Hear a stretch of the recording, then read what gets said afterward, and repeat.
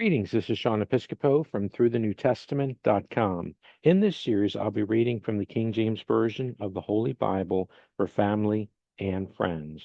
Acts chapter 23. And Paul, earnestly beholding the council, said, Men and brethren, I have lived in all good conscience before God until this day. And the high priest Ananias commanded them that stood by him to smite him on the mouth. Then said Paul unto him, God shall smite thee, thou whited wall, for sitting thou to judge me after the law, and commandest me to be smitten contrary to the law? And they that stood by said, Revilest thou God's high priest? Then said Paul, I wist not, brethren, that he was the high priest, for it is written, Thou shalt not speak evil of the ruler of thy people. But when Paul perceived that the one part were Sadducees and the other Pharisees, he cried out in the council, Men and brethren, I am a Pharisee, the son of a Pharisee, of the hope and resurrection of the dead I am called in question. And when he had so said, there arose a dissension between the Pharisees and the Sadducees, and the multitude was divided.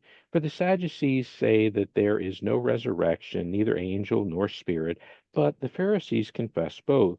And there arose a great cry, and the scribes that were of the Pharisees' part arose and strove, saying, We find no evil in this man, but if a spirit or an angel has spoken to him, let us not fight against God.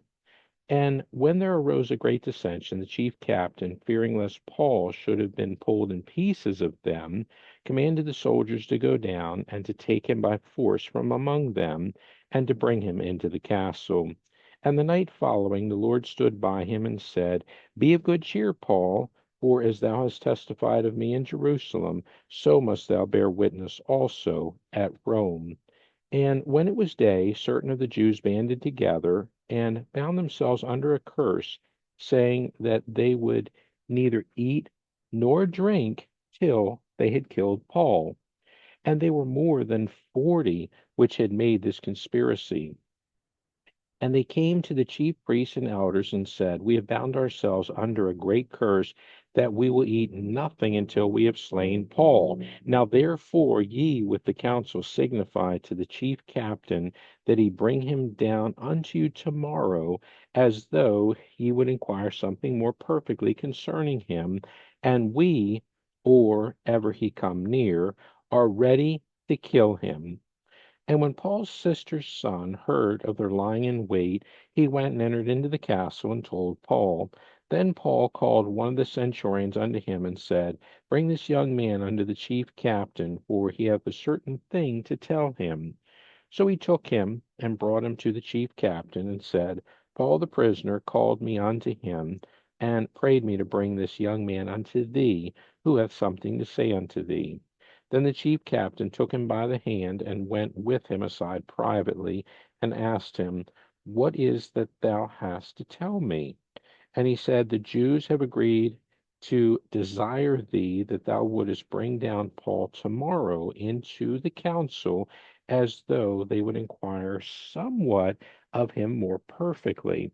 But do not thou yield unto them, for there lie in wait for him of them more than 40 men, which have bound themselves with an oath that they will neither eat nor drink till they have killed him. And now are they ready, looking for a promise from thee. So the chief captain then let the young man depart, and charged him, See thou tell no man that thou hast showed these things to me. And he called unto him 2 centurions, saying, Make ready 200 soldiers to go to Caesarea, and horsemen 60 and 10, and spearmen 200, at the third hour of the night. And provide them beasts, that they may set Paul on, and bring him safe unto Felix the governor. And he wrote a letter after this manner. Claudius Lysias, unto the most excellent governor Felix, sendeth greeting. This man was taken of the Jews, and should have been killed of them. Then came I with an army and rescued him, having understood that he was a Roman. And when I would have known the cause wherefore they accused him, I brought him forth into their council, whom I perceived to be accused of questions of their law, but to have nothing laid to his charge worthy of death or of bonds. And when it was told me how that the Jews laid wait for the man, I sent straightway to thee, and gave commandment to his accusers also to say before thee what they had against him. Farewell. Then the soldiers, as it was commanded them, took Paul and brought him by night to Antipatris. On the morrow they left the horsemen to go with him and returned to the castle, who, when they came to Caesarea and delivered the epistle to the governor, presented Paul also before him. And when the governor had read the letter, he asked of what province he was. And when he understood that he was of Cilicia, I will hear thee, said he, when thine accusers are also come. And he commanded him to be kept in Herod's judgment hall. Thanks so much for listening. God bless.